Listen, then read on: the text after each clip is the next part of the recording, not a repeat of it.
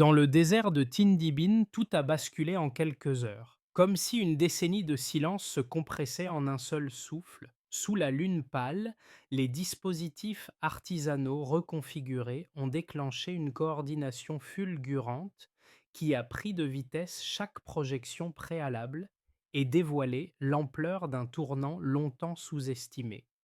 Au centre de cette bascule, Ibrahim Traoré devient la preuve que la souveraineté peut naître d'une méthode plutôt que d'un miracle soudain.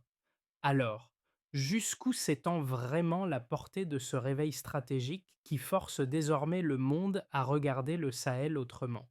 Ce récit promet d'exposer non seulement un basculement stratégique, mais aussi les enjeux concrets qui déterminent si le Sahel peut réellement maintenir cette trajectoire d'autonomie. Le bénéfice pour le spectateur tient en une idée simple: comprendre comment une région longtemps dépendante a su, presque d'un seul geste coordonné, réorganiser ses fondations militaires et politiques pour reprendre le contrôle de son destin collectif.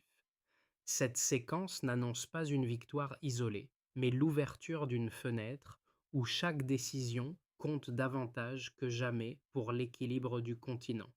Les outils numériques locaux, d'abord considérés comme fragiles, ont soutenu une synchronisation régionale qui redéfinit entièrement ce que peut être une défense endogène en Afrique.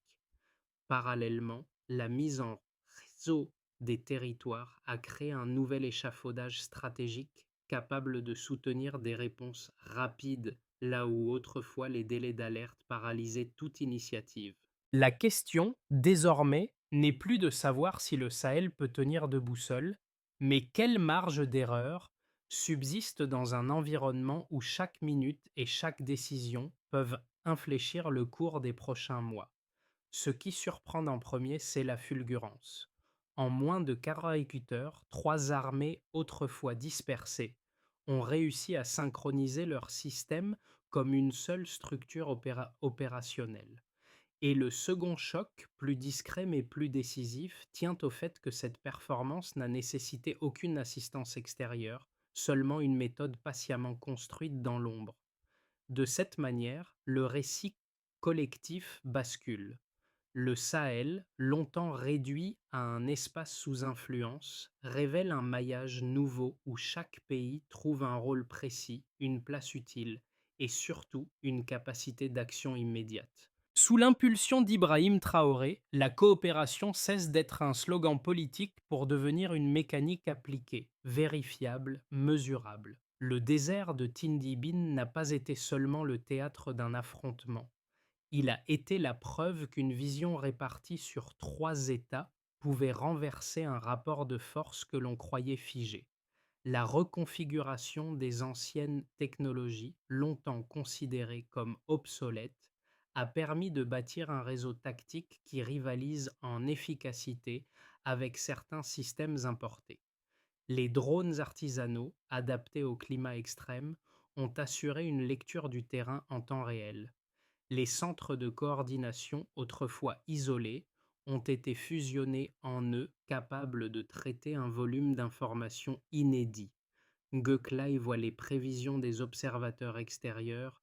Le Sahel n'a pas cherché à compenser ses faiblesses. Il les a transformées en leviers de crise. Cette dynamique a également fissuré un vieux réflexe continental: attendre que l'expertise vienne d'ailleurs. En adoptant un principe simple: penser ensemble ce que l'on affronte ensemble, les trois pays ont élargi leur marge d'action politique. L'idée que la souveraineté puisse émerger d'une réorganisation locale plutôt que d'un renfort étranger n'est plus une hypothèse, mais un précédent. Et c'est précisément cette rupture méthodologique qui répond à la question encore suspendue: depuis P1, le monde observe le Burkina Faso autrement parce qu'il découvre, peut-être pour la première fois, un modèle d'autonomie bâti sans concession ni dépendance. Au ras du sol, Ce basculement stratégique s'est d'abord manifesté dans les gestes quotidiens de ceux qui opéraient en silence, bien avant que le monde ne comprenne l'ampleur de la transformation. Dans un poste avancé proche de Tindy Bean, une petite équipe d'ingénieurs locaux a réussi à stabiliser un réseau de communication artisanale que l'on croyait trop fragile pour supporter une opération coordonnée. Leur travail, mené dans la poussière et la chaleur, a permis aux unités déployées d'ajuster leurs mouvements et en temps réel, réduisant les zones mortes qui rendaient autrefois chaque traversée périlleuse. Un groupe de jeunes opérateurs issus de villages frontaliers a pris en charge la gestion des drones fabriqués localement. Ils avaient appris à manier ces appareils à partir de matériaux récupérés, souvent assemblés dans des ateliers improvisés.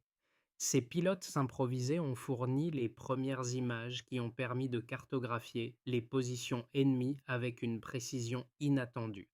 Grâce à eux, les troupes n'ont plus avancé à l'aveugle, mais selon une lecture fine du terrain. Ce sont ces gestes, souvent invisibles dans les récits traditionnels de guerre, qui ont produit les premiers impacts tangibles, un temps de réaction réduit, une mobilité accrue et surtout une confiance nouvelle dans la capacité des équipes locales à tenir une opération d'envergure.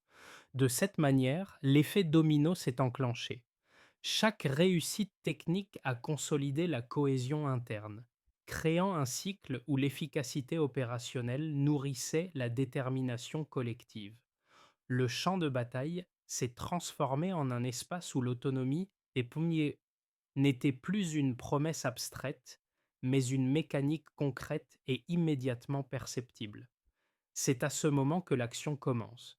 La bascule commence avant l'aube, lorsque les premiers signaux convergent vers les centres de coordination interconnectés. Les équipes locales interprètent des flux tactiques qu'elles n'auraient même pas reçus quelques mois plus tôt.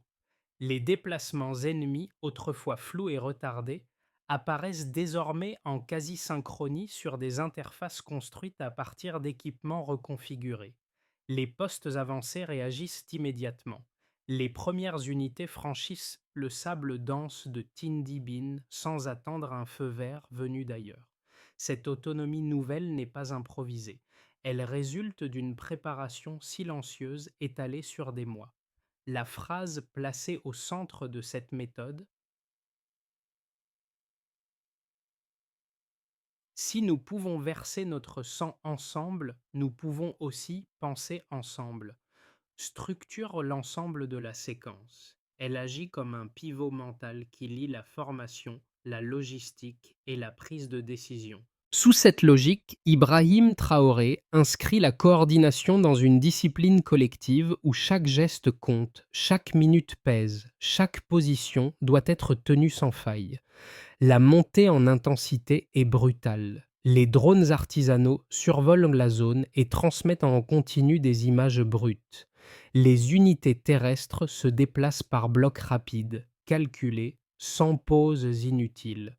Gok Live et les opérations d'autrefois, il n'y a plus d'attente interminable. Les données circulent, les positions se verrouillent, les communications répondent dans quelques secondes. Là où l'ennemi s'attendait à une dispersion, il trouve un front cohérent. La mobilité devient un avantage décisif. Les centres interconnectés traitent un volume d'informations qu'ils ne pouvaient même pas imaginer maîtriser avant la reconfiguration technologique. L'Alliance du Sahel agit comme une seule structure, compacte et déterminée. Les opérations s'enchaînent. Une percée tactique se produit lorsque les équipes frontalières parviennent à isoler un corridor critique que l'adversaire utilisait pour contourner les zones surveillées.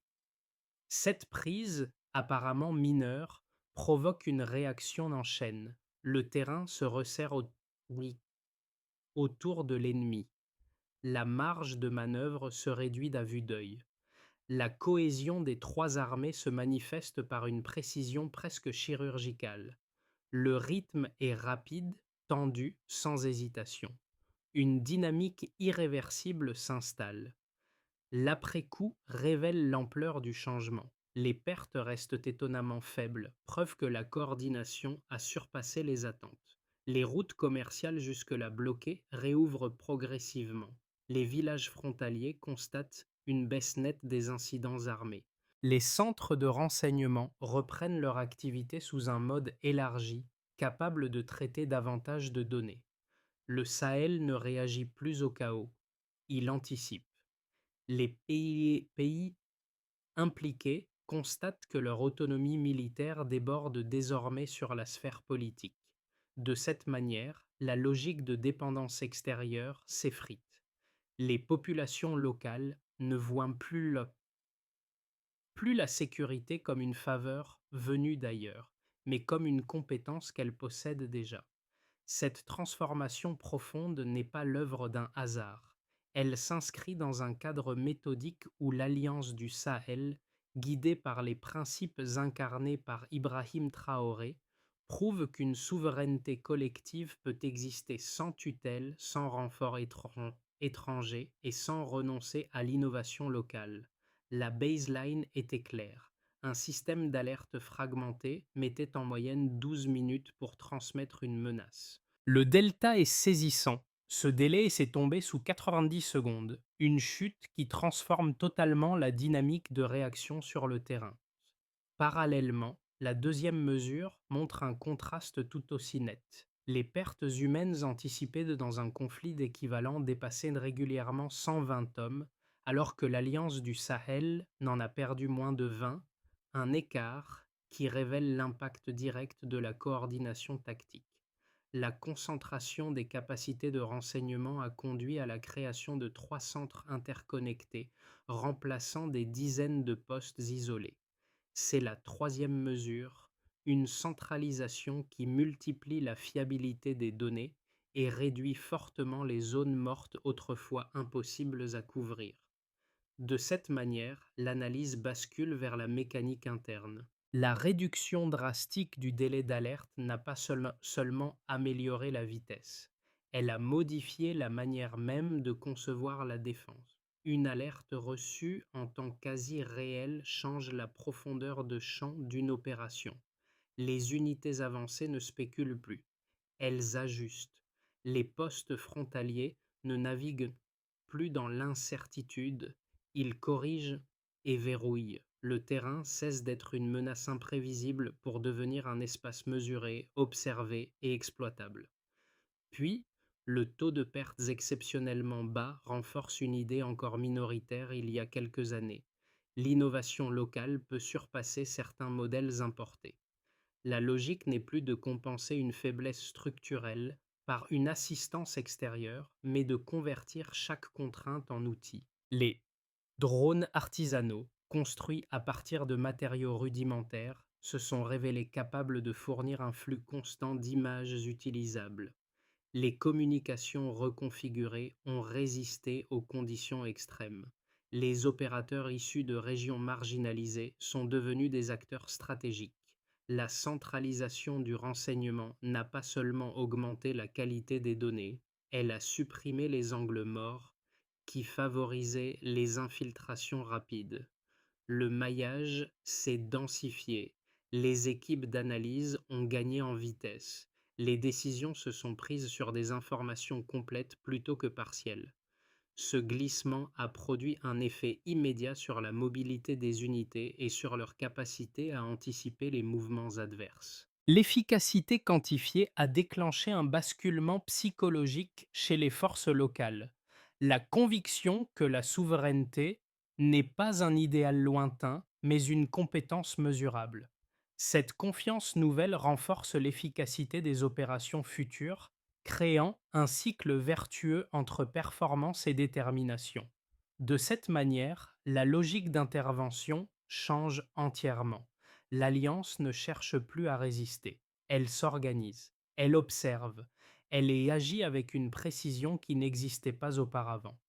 Au final, les trois mesures, délai d'alerte, pertes humaines, centralisation du renseignement, composent une démonstration unique dans le contexte sahélien. Elles prouvent qu'une transformation interne, appuyée par des outils locaux, peut produire des résultats quantifiables capables de redessiner durablement la posture stratégique de toute une région. La première critique s'attaque au cœur même du modèle sahélien. Selon ses détracteurs, une région marquée par une fragilité économique chronique ne pourrait pas soutenir durablement une autonomie militaire fondée sur des technologies locales. Ils avancent que, sans infrastructures industrielles robustes, toute avancée resterait ponctuelle, dépendante de circonstances favorables plutôt que reproductibles. Ce point de vue insiste également sur la pression internationale, considérant que l'absence d'alliés extérieurs affaiblirait la résilience du dispositif dès qu'une crise prolongée surviendrait. Certains analystes affirment que la coordination rapide observée pendant l'opération constitue davantage une exception qu'un modèle reproductible. La seconde critique, plus technique, souligne que les équipements artisanaux demeurent limités en portée, en autonomie et en précision. Elle soutient que les drones construits localement ne peuvent rivaliser avec les appareils importés en termes de capacité de charge, de stabilité ou de résistance au brouillage. Cette position suppose qu'une stratégie fondée sur des outils minimalistes finira forcément par se heurter à la supériorité technologique de groupes mieux équipés. Mais, en contrepartie, les partisans de cette thèse ajoutent que la dépendance à des réseaux de communication reconfigurés peut créer des vulnérabilités imprévues en cas de sabotage ou de surcharge. De cette manière, la réponse factuelle s'organise autour des données vérifiées sur le terrain, les performances observées. Lors de la synchronisation des trois armées ont été obtenues non pas malgré les technologies locales, mais précisément grâce à leur adaptabilité. Les drones artisanaux, bien que modestes, ont assuré un flux d'images stable dans des conditions extrêmes où plusieurs modèles importés avaient échoué lors d'opérations précédentes. Les réseaux de communication reconfigurés ont résisté à la chaleur, au sable et aux fluctuations électriques. La centralisation de trois centres interconnectés a permis une vitesse d'analyse qu'aucune structure fragmentée ne pouvait atteindre. La pertinence du modèle ne repose donc pas sur la supériorité technique brute, mais sur l'ajustement méthodique entre outils disponibles et contraintes réelles du terrain. Ce Stillman révèle un point essentiel. La viabilité de l'approche sahélienne ne découle pas d'un pari risqué, mais d'une optimisation pragmatique qui a déjà produit des résultats mesurables et difficiles à contester. Tout bascule en silence. La transition se matérialise au moment où les équipes de terrain comprennent que la coordination ne dépend plus d'un soutien extérieur, mais d'une mécanique interne capable de tenir sous pression. Les signaux échangés entre les trois centres interconnectés révèlent un niveau de fluidité inédit, presque déroutant pour ceux qui avaient connu l'époque des alertes lentes et des réponses fragmentées. Cette fluidité n'est pas un accident. Elle résulte d'une architecture pensée pour fonctionner même dans les pires conditions. Sous cette nouvelle configuration, Ibrahim Traoré devient la figure qui relie l'intuition stratégique à l'exécution méthodique. L'impact du pivot se lit dans la manière dont le terrain réagit. Les unités avancées ne se contentent plus de suivre des directives. Elles anticipent, adaptent, recomposent leurs mouvements en temps quasi réel. Les drones artisanaux révisés fournissent des angles de vue qui transforment les dunes en cartes dynamiques, facilitant chaque repositionnement. De cette manière, la bataille cesse d'être un affrontement linéaire pour devenir un jeu d'adaptation successive où la rapidité prime sur la lourdeur matérielle. Cette bascule du milieu du récit marque un point de non-retour. Ce qui s'est ouvert à Tindibin n'est plus simplement une victoire, mais une méthode qui redéfinit la capacité d'un continent à se défendre selon ses propres paramètres. État. Les administrations des trois pays constatent une chute nette des incidents armés. estimé à 68% en 6 mois, ce qui modifie radicalement leurs priorités internes. Les gouvernements réallouent ainsi leurs ressources, passant d'une logique d'urgence permanente à une planification plus large tournée vers la reconstruction. La stabilisation des zones frontalières permet une meilleure gestion des déplacements de troupes et des flux d'informations sensibles. Sous cette dynamique, l'influence méthodique d'Ibrahim Traoré redéfinit la manière d'articuler sécurité et souveraineté dans les institutions sahéliennes. Entreprises. Les routes commerciales, longtemps paralysées, rouvrent progressivement et stimulent les échanges transfrontaliers. Les flux de marchandises augmentent de 22% dans les mois, suivant la sécurisation des corridors, ce qui attire de nouvelles coopératives locales. Niovei, les petites entreprises, surtout celles opérant dans les zones rurales, retrouvent des marges de manœuvre qu'elles avaient perdues depuis des années. Cette reprise n'est pas spectaculaire, mais suffisamment stable pour relancer la logistique et encourager une production endogène. Citoyens. Les habitants des villages frontaliers ressentent immédiatement la différence. Les déplacements ne sont plus marqués par la peur quotidienne des embuscades. Les communautés observent une réduction perceptible des interruptions scolaires, permettant aux enfants de retrouver une normalité abandonnée depuis longtemps. L'accès au marché et aux soins se fait plus régulier, renforçant la confiance envers les capacités locales. De cette manière, la population perçoit la sécurité non comme un service venu d'ailleurs, mais comme un résultat de son propre tissu social réorganisé. Région. Le Sahel, autrefois présenté comme un point faible continental, devient progressivement un espace-test pour des solutions endogènes. Les pays voisins observent de près la méthode sahélienne, intrigués par la rapidité de la synchronisation et la faiblesse du coût humain. La coopération sud-sud, longtemps théorisée mais rarement appliquée, trouve ici une démonstration tangible. Cette dynamique régionale, consolidée par les repères euh, stratégiques fixés par Ibrahim Traoré, ouvre la possibilité d'un nouveau standard africain de sécurité collective. Scénario de base. Dans cette trajectoire, l'Alliance du Sahel consolide les acquis militaires obtenus à Tindibin et stabilise les mécanismes de coopération interne.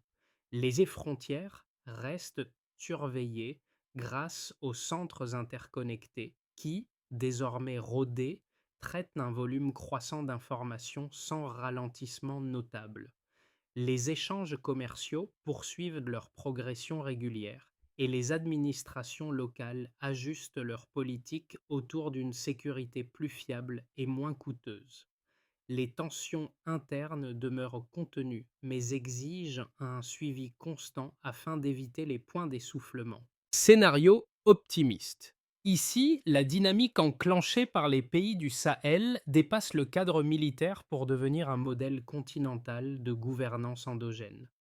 Les infrastructures de communication locale s'améliorent rapidement grâce à la montée en compétence des équipes techniques, créant un réseau qui inspire d'autres États africains.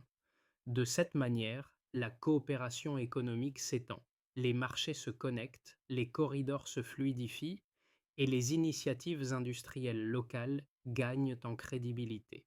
Dans cette version, le Sahel devient une zone d'intégration régionale, un laboratoire de souveraineté appliquée et un point d'attraction pour les partenariats sud-sud. Scénario pessimiste. Dans cette configuration, les fragilités structurelles ressurgissent. Les tensions politiques internes se renforcent, alimentées par des divergences entre gouvernements et populations locales. Les sanctions extérieures, si elles se multiplient, peuvent fragmenter les mécanismes de coopération et ralentir la modernisation des infrastructures. Les incidents armés pourraient repartir à la hausse si les zones frontalières ne reçoivent pas les ressources nécessaires pour maintenir une vigilance constante. De cette manière, l'alliance risque de revenir à un mode réactif, ouvrant la voie à une perte progressive de cohésion. Si les trois pays souhaitent conserver leur élan sans tomber dans l'un des extrêmes, une logique simple peut s'imposer. Si la coordination reste transparente, alors les marges d'erreur politique diminuent mécaniquement. C'est un cadre qui ne fixe pas l'avenir, mais clarifie les conditions permettant de le rendre plus maîtrisable à court terme. Ce que vivent aujourd'hui les habitants du Sahel ne relève plus du récit lointain. C'est une transformation qui s'inscrit dans les gestes, les choix et les attentes du quotidien. Les familles qui se trouvaient autrefois prises entre les routes coupées et les alertes imprévisibles redécouvrent une continuité essentielle, la capacité de se déplacer sans craindre que la situation bascule à tout instant. Chaque trajet devient un rappel que la stabilité n'est pas abstraite mais vécue.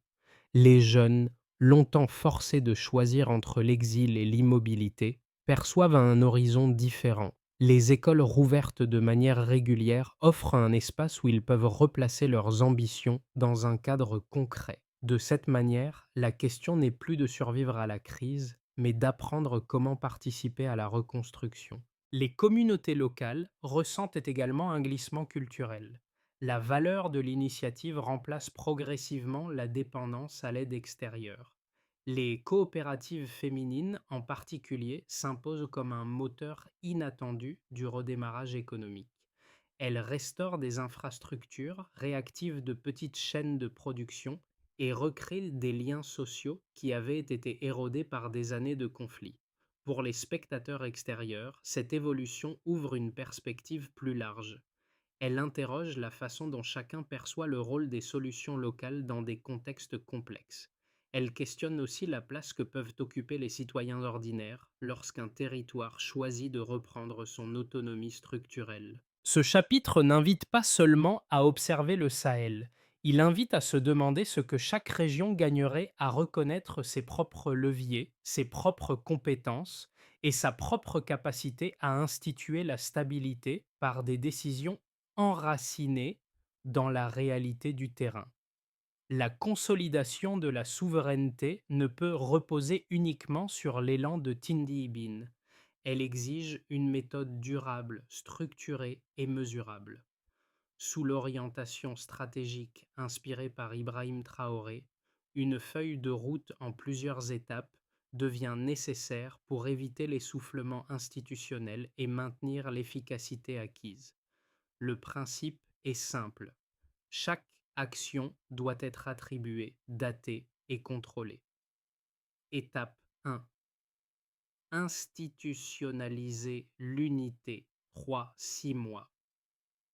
Les trois pays doivent formaliser un cadre de décision commun avec un secrétariat permanent chargé de coordonner les opérations. Les réunions mensuelles deviennent obligatoires et chaque session doit produire un rapport public synthétique. L'indicateur principal, la rapidité de réaction conjointe lors des exercices trimestriels simulés. Étape 2. Industrialiser la souveraineté. 6-12 mois. Les équipes techniques locales développent des lignes de production pour drones, capteurs et modules de communication. Les gouvernements garantissent un financement stable et auditent les capacités tous les 2 mois. Le progrès se mesure par la réduction des importations d'équipements essentiels et par l'augmentation du taux de remplacement local. Étape 3. Formés par la pratique continue. Les jeunes officiers et analystes des trois pays intègrent des programmes communs basés sur des scénarios réels. Les exercices sont organisés dans les zones frontalières pour renforcer la lecture du terrain. L'indicateur principal est la réduction du temps d'adaptation lors des simulations de crise. Étape 4. Ancrer la transparence immédiate. Un portail public centralise les données sur la sécurité, les dépenses, les projets logistiques et les progrès techniques. Les audits indépendants renforcent la confiance entre gouvernement et citoyens. La mesure clé. la régularité des mises à jour et la participation des communautés locales.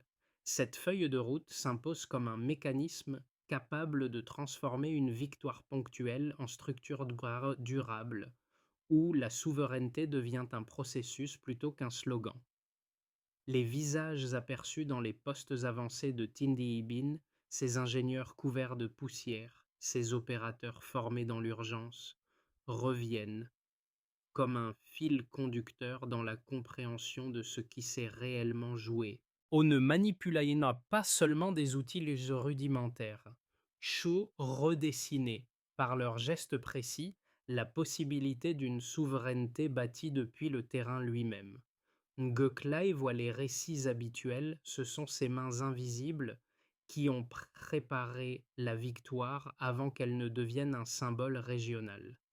De cette manière, la figure d'Ibrahim Traoré s'inscrit autrement, non comme un chef isolé, mais comme le point de convergence d'un savoir-faire collectif qui refusait l'abandon.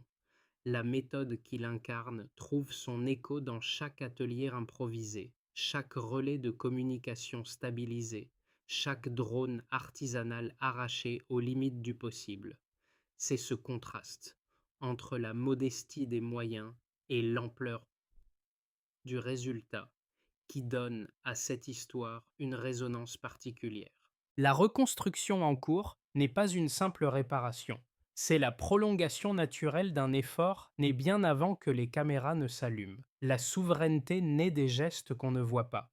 Et c'est précisément cette vérité, d'abord murmurée dans la chaleur du désert, qui devient aujourd'hui le socle d'un avenir que le Sahel prétend écrire à sa manière. Ce dernier chapitre n'appelle pas à l'enthousiasme aveugle, mais à une attention lucide face à ce qui se transforme réellement dans le Sahel. Les gestes techniques, les réseaux stabilisés, les initiatives locales ont ouvert une brèche où chacun peut percevoir la preuve qu'une autonomie construite patiemment peut rivaliser avec des modèles importés. De cette manière, la question dépasse le cadre d'une bataille.